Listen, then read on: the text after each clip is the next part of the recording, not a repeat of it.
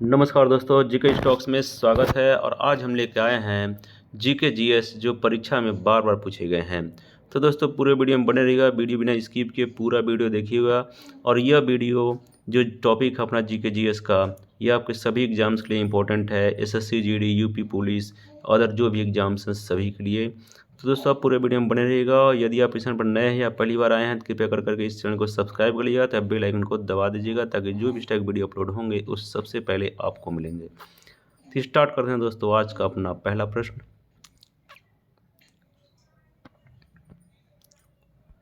निम्नलिखित में से कौन प्लास्टिक मुद्रा के रूप में प्रचलित है? इसका आंसर है एटीएम। एटीएम प्लास्टिक मुद्रा के रूप में प्रचलित है। अगला प्रश्न है, बैटरी बनाने में किस अम्ल का प्रयोग या उपयोग होता है? इसका आंसर है सल्फ्यूरिक अम्ल का उपयोग होता है बैटरी बनाने में। अगला प्रश्न है, अंग्रेजों ने फूट डालो और शासन करो नीति कब अपनाई थी? इसका आंसर है 1858 ईस्वी के बाद में अंग्रेजों ने फूट डालो और शासन करो नीति अपनाई थी। अगला प्रश्न है, निम्नलिखित मुगल शासकों में से किसे प्रिंस ऑफ बिल्डर्स के नाम से जाना जाता है?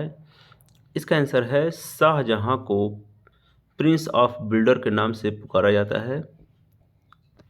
अगला प्रश्न है, ताजमहल की डिजाइन तैयार करने वाला वास्तुकार कौन था? इसका आंसर है उस्ताद ईसा। उस्ताद ईसा ताजमहल की डिजाइन तैयार करने वाला वास्तुकार था। अगला प्रश्न है, भारत में प्रथम मुस्लिम आक्रमणकारी कौन था? इसका आंसर है महमूद बिन कासिम। भारत पर प्रथम मुस्लिम आक्रमणकारी था। अगला प्रश्न है, विख्यात सोमनाथ मंदिर को किसने नष्ट किया? इसका आंसर है सुल्तान महमूद ने सोमनाथ मंदिर को नष्ट किया था। अगला प्रश्न है, निम्नलिखित में से कौन सा सबसे पुराना स्मारक है? इसका आंसर है अजंता की गुफाएं सबसे पुराना स्मारक है। अगला प्रश्न है, किसने कहा था कि कर्ज जमा संतान है और जमा कर्ज की संतान है? इसका आंसर है केन्स। केन्स ने कहा था कि कर्ज जमा की संतान है और जमा कर्ज की संतान है।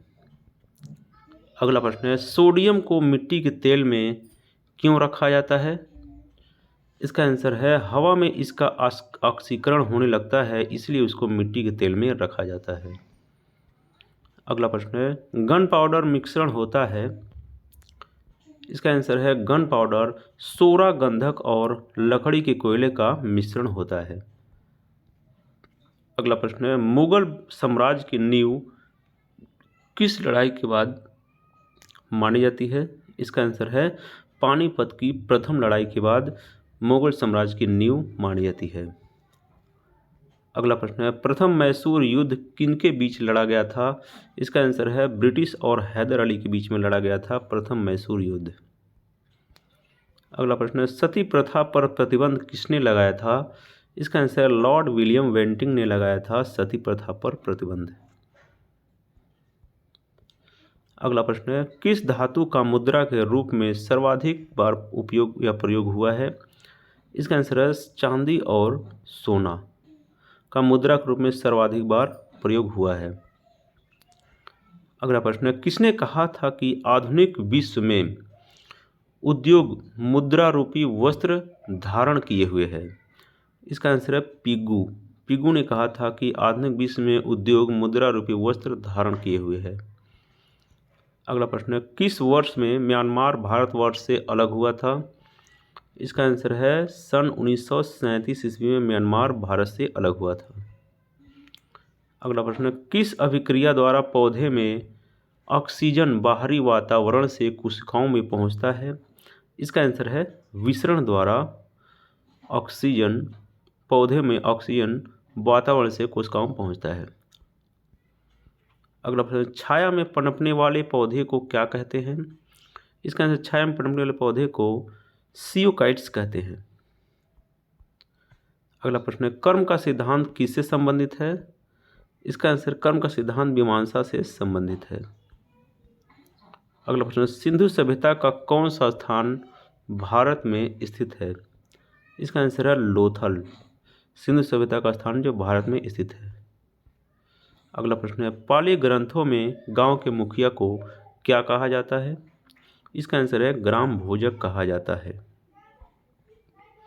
अगला प्रश्न, भारत में राष्ट्रीय आय की गणना के लिए सर्वमान्य प्रमाणित संस्था कौन सी है?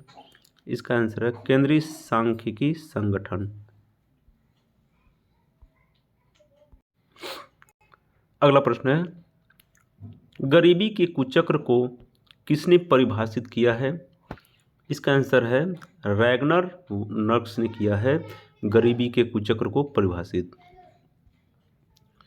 अगला प्रश्न है, सहकारी नियोजन समिति का गठन किसके नेतृत्व में किया गया था? इसका आंसर R.G. सरैया के नेतृत्व में किया गया था। अगला प्रश्न है, भारत की वित्तीय राजधानी किस शहर को कहा गया है? इसका आंसर है मुंबई को वित्तीय शहर की राजधानी कहा गया है। अगला प्रश्न है, राष्ट्रीय ग्रामीण रोजगार गारंटी योजना किस महापुरुष के नाम पर है? इसका आंसर है महात्मा गांधी। महात्मा गांधी जी के नाम पर है राष्ट्रीय ग्रामीण रोजगार गारंटी योजना।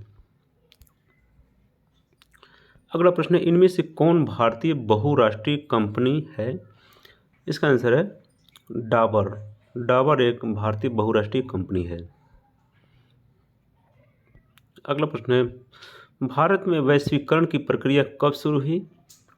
इसका आंसर है 1991 में शुरू हुई थी भारत में वैश्वीकरण की प्रक्रिया। अगला प्रश्न है, उपभोक्ता आंदोलन का प्रवर्तक किसको माना जाता है? इसका आंसर राल्फ नादर को माना जाता है। अगला प्रश्न है, उपभोक्ता अधिकार दिवस कब मनाया जाता है? इसका आंसर है 15 मार्च को मनाया जाता है उपभोक्ता अधिकार दिवस। अगला प्रश्न है, उपभोक्ता जागरूकता आंदोलन की शुरुआत किस देश में हुई थी? इसका आंसर है इंग्लैंड में हुई थी उपभोक्ता जागरूकता आंदोलन की शुरुआत। अगला प्रश्न है, किसी अर्थव्यवस्था में क्षेत्रों को सार्वजनिक और निजी के किस आधार पर वर्गीकृत किया जाता है? इसका आंसर है उद्यमों का स्वामित्व के आधार पर किया जाता है। अगला प्रश्न है, भारत के राष्ट्रीय आय में सर्वाधिक योगदान कौन क्षेत्र देता है? इसका आंसर है भारत के राष्ट्रीय आय में सर्वाधिक जो योगदान देता है वह है सेवा क्षेत्र। अगला प्रश्न है, गदर पार्टी का मुख्यालय कहाँ था? इसका आंसर है गदर पार्टी का मुख्यालय सैन फ्रांसिस्को में था।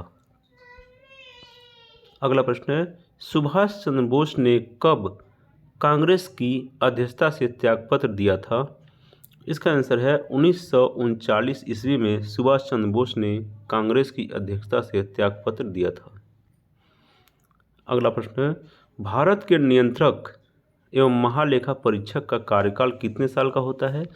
इसका आंसर है 6 वर्ष या 65 वर्ष की आयु तक, जो भी पहले पूर्ण हो। अगला प्रश्न है, ऊर्जा उत्पादन के लिए कोशिका प्राय किसका उपयोग करती है? इसका आंसर है ग्लूकोज का उपयोग करती है। अगला प्रश्न है, निम्नलिखित में से कौन सी बीमारी श्वसन तंत्र से संबंधित है? इसका आंसर है टीबी और निमोनिया दोनों ही बीमारियां श्वसन तंत्र से संबंधित है, इसलिए इसका हो जाएगा ऑप्शन डी। अगला प्रश्न है, निम्नलिखित में से किसे वर्गीकी का पितामह कहा जाता है? इसका आंसर है लिनियस को वर्गीकी का पितामह कहा जाता है। अगला प्रश्न है, किस शैवाल से आयोडीन प्राप्त किया जाता है या होती है? इसका आंसर है लैमिनेरिया से आयोडीन प्राप्त होता है। अगला प्रश्न है, हाइड्रोफोबिया रोग उत्पन्न होता है किससे? इसका आंसर है विषाणु से उत्पन्न होता है हाइड्रोफोबिया रोग। अगला प्रश्न है, बिजली के हीटरों में नाइक्रोम धातु का तत्व उपयोग में लाया जाता है, क्यों? इसका आंसर है क्योंकि इसकी प्रतिरोधकता अधिक होती है, इसका गलनांक अधिक होता है, इसमें अधिक शक्तिशाली विद्युत धारा प्रवाहित की जा सकती है। ये तीनों ही ऑप्शन होते हैं, इसलिए इसका आंसर हो जाएगा ऑप्शन डी, उपर्युक्त सभी। अगला प्रश्न है, किस प्रक्रिया द्वारा तेल को वेजिटेबल घी में परिवर्तित किया जाता है? इसका आंसर है हाइड्रोजनीकरण, जिसे हाइड्रोजनेशन बोलते हैं। इसके द्वारा तेल को वेजिटेबल घी में परिवर्तन किया जाता है। अगला प्रश्न है, सिरके की प्रकृति अम्लीय किसके कारण होती है? इसका आंसर है एसिटिक अम्ल के कारण सिरके की प्रकृति अम्लीय होती है। अगला प्रश्न है, पॉलीथीन का औद्योगिक उत्पादन किसके बहुलीकरण द्वारा होता है? इसका आंसर है इथाइलिन। इथाइलिन के बहुलीकरण के कारण पॉलीथीन का औद्योगिक उत्पादन होता है।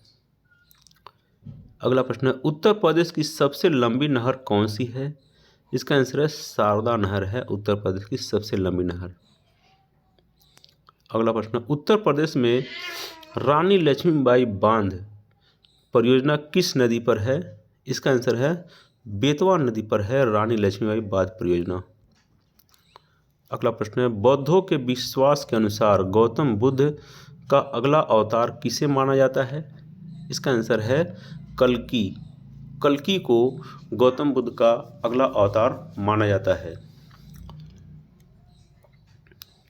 अगला प्रश्न है, सम्राट अकबर ने निम्नलिखित में से किस महल का निर्माण फतेहपुर सीकरी में करवाया था? इसका आंसर है पंचमहल का निर्माण अकबर ने फतेहपुर सीकरी में करवाया था।